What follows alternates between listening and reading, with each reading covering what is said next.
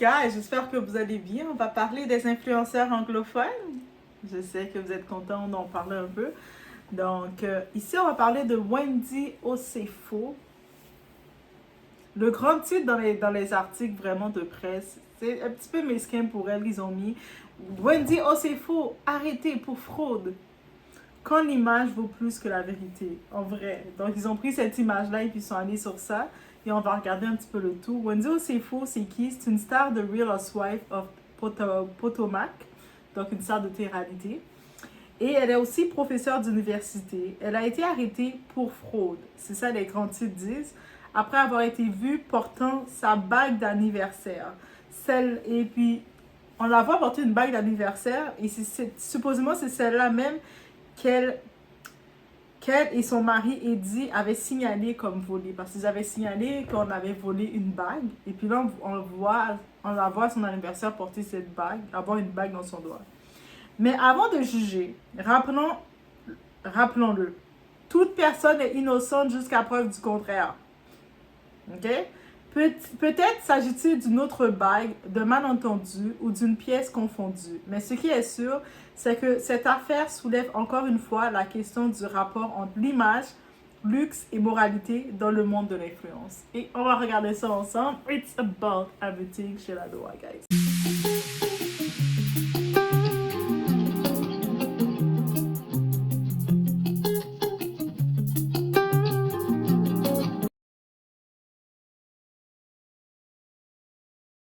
C'est juste pour laisser savoir, parce que des fois quand on entend candidat de télé-réalité, on va penser à des gens insipides qui sont là et puis qui s'affichent devant la caméra. Mais pour le cas de Wendy Osefo, elle est beaucoup plus que ça. C'est aussi un professeur diplômé, une femme de médias, une mère et une épouse connue pour son franc-parler dans Real Housewives of Potomac. Elle incarne le profil typique de l'influenceuse intellectuelle. C'est le genre d'image qu'on veut voir. Donc, celle qui allie éducation, notoriété et ambition. Mais derrière les paillettes, la ligne est souvent fine entre réussite médiatique et pression de l'image. Wendy représente une génération de femmes noires brillantes qui doivent constamment prouver leur légitimité tout en restant glamour, puissante et irréprochable. Et dans ce contexte, la moindre erreur devient un spectacle public. Et c'est le cas. On sait le cas chez beaucoup d'influenceurs, il y a le phénomène de fraude. Chez beaucoup d'influenceurs, un symptôme de la pression du paraître. Et cette histoire rappelle un schéma qu'on voit souvent, le besoin de maintenir un certain standing, même quand les finances ne suivent plus. Certaines figures publiques, pour préserver leur image du succès, en viennent à manipuler la réalité, que ce soit par des partenariats douteux, allô Maïva, des mensonges financiers, ou même des fraudes à l'assurance comme ici. Et c'est là que le danger commence. Le public s'attache à une illusion, l'influenceur s'emprisonne dans son propre personnage, de toujours paraître, montrer, parce que tu sais, quand on regarde Real Housewives, ils sont quand même intellectuels ou pas, ils sont tous riches là, ils sont tous bien là, ils font rêver. C'est ça l'émission. Et c'est pour ça que ça devient comme un piège, un cycle. Et la ligne entre authenticité et arnaque disparaît. Le luxe devient une armure identitaire, mais une armure qu'on finit souvent par payer très cher. Maintenant, on revient sur le cas Osefo, une histoire à prendre avec recul.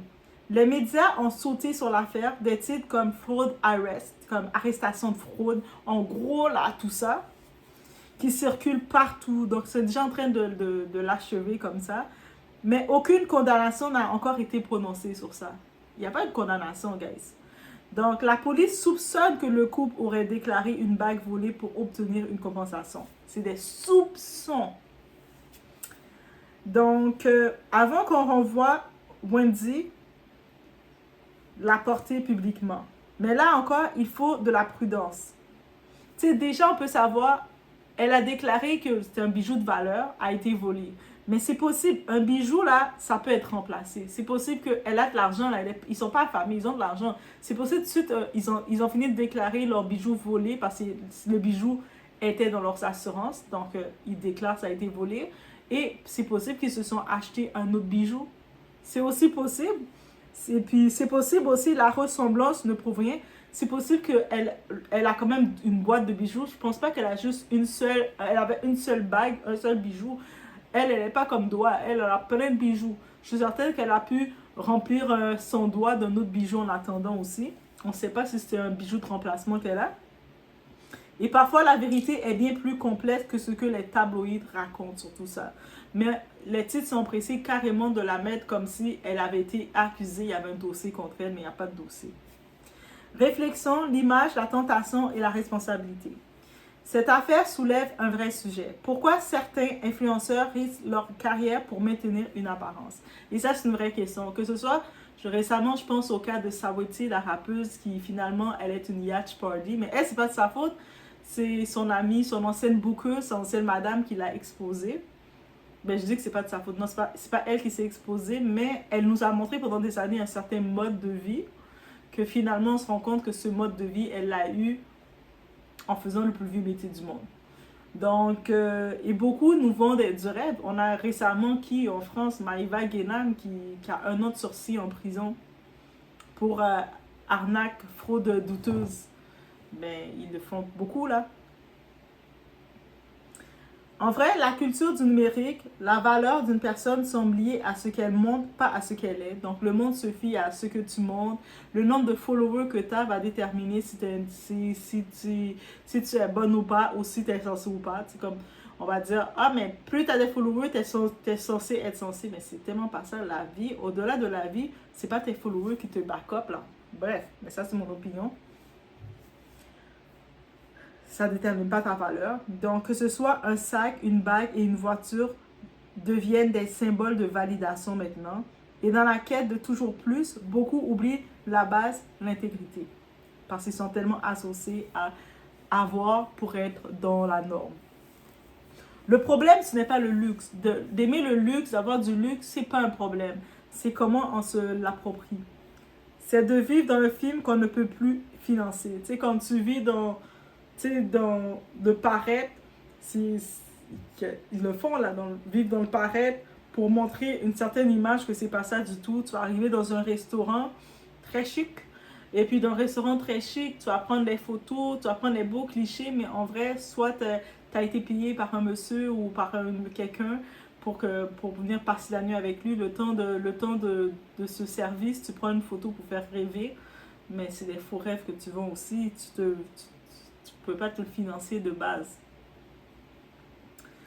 L'impact ici pour Wendy Osefo, elle est peut-être innocente dans tout ça et on lui souhaite de l'être, que ce soit un malentendu.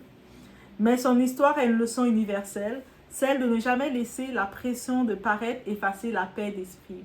Être une femme ambitieuse noire, visible et respectée, c'est déjà une victoire. Et surtout, quand on regarde, même si aux États-Unis, il y a quand même beaucoup plus d'afro, mais on sait, pour la femme noire, on a encore plus de travail.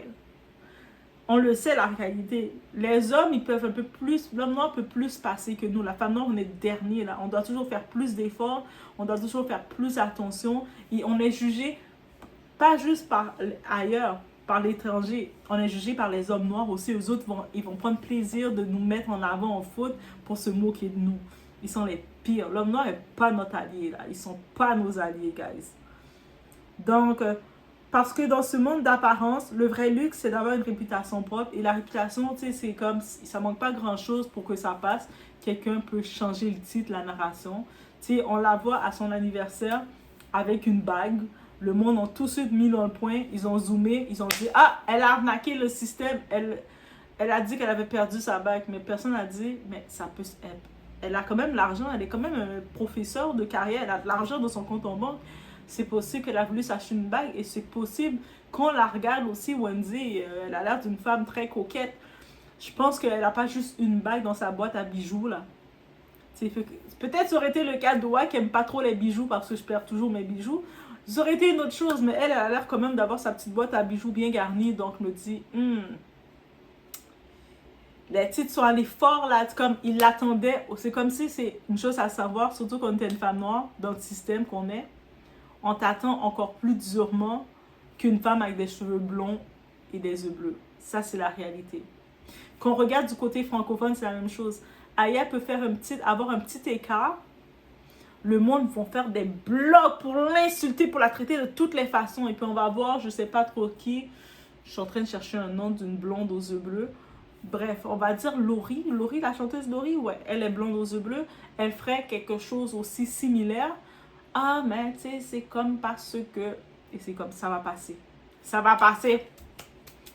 Et personne ne va se poser de questions. Mais c'est ça que la femme noire, on doit vivre avec. Et on se fait juger. On n'est pas comme si on a l'homme noir comme Ali. C'est-à-dire que la femme maghrébine, l'homme maghrébien, même s'il peut sembler dur dans ses principes, il va protéger la femme maghrébine. C'est de nature comme ça. Chacun va protéger leur type de femme. Mais la femme noire, on n'est pas protégé par l'homme noir. Malcolm X, qu'il avait dit? Ou Martin Luther King? La personne la moins protégée du système, c'est la femme noire. Et c'est la preuve. En 2025, on peut dire encore la même chose. Je vous laisse sur ce, guys. On se retrouve au prochain vidéo.